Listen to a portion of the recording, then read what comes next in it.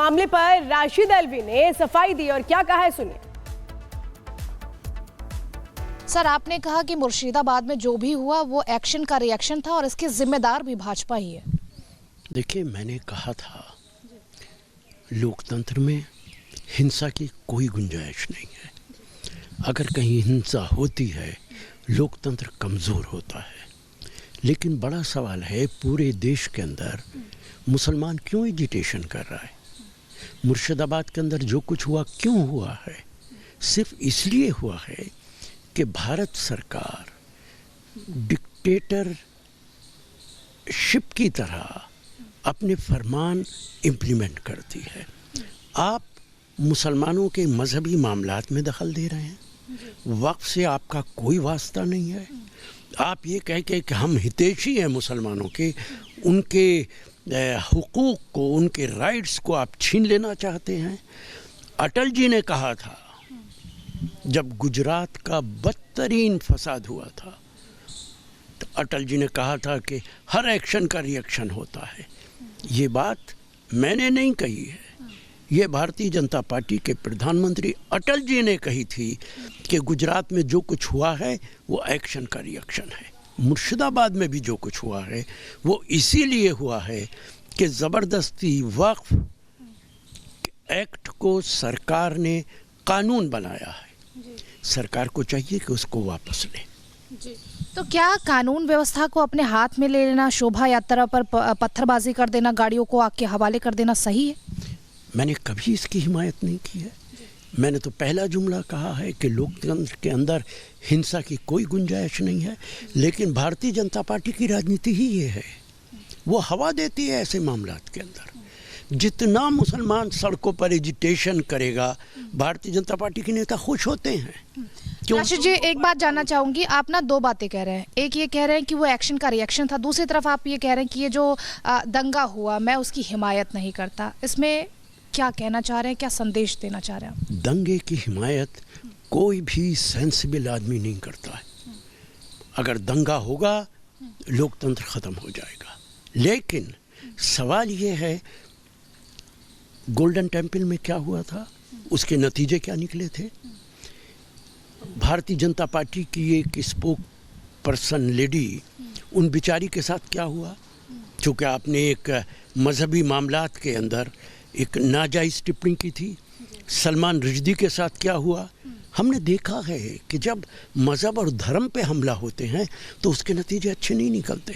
वक्फ कानून के विरोध में नेताओं की जहरीली जुबान से निकली धमकियां हैं कि रुकने का नाम नहीं ले रही हैं। अब इसी फहरिस्त में एक नया नाम कांग्रेसी नेता राशिद अल्वी का भी जुड़ गया है, जो इतिहास की याद दिलाकर भड़काने वाला काम कर रहे हैं।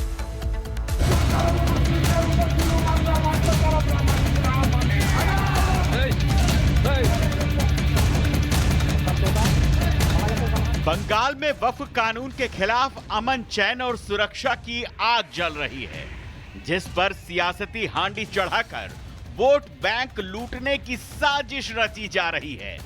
पहले सियासत चमकाने के लिए कांग्रेस सांसद इमरान मसूद ने 60 मिनट वाली इलाज वाली धमकी दी।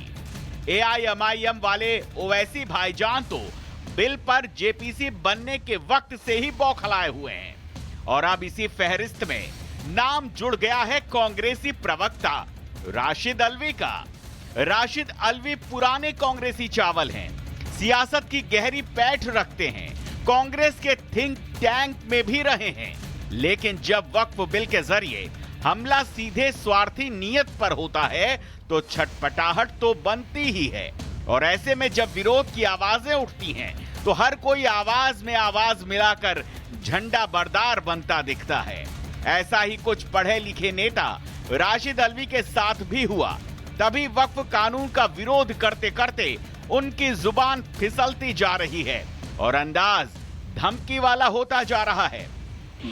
मुर्शिदाबाद के अंदर हिंसा शामिल हो गई, वो होनी नहीं चाहिए थी।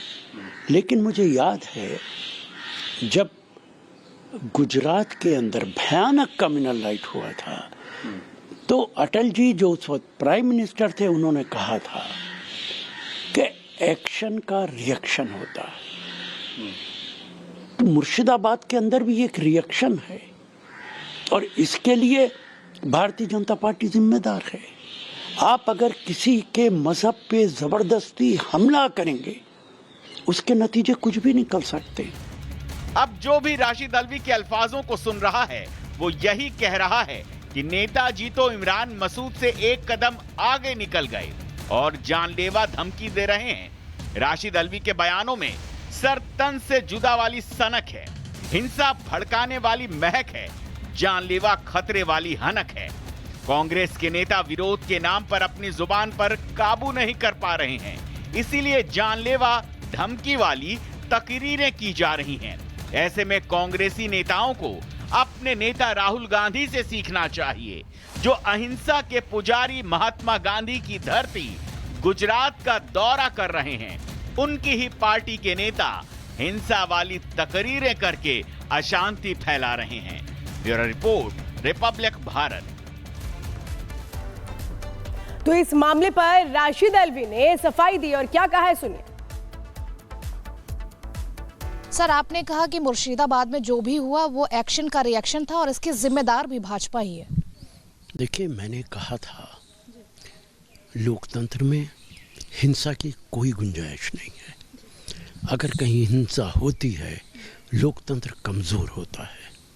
लेकिन बड़ा सवाल है, पूरे देश के अंदर मुसलमान क्यों एजिटेशन कर रहा है?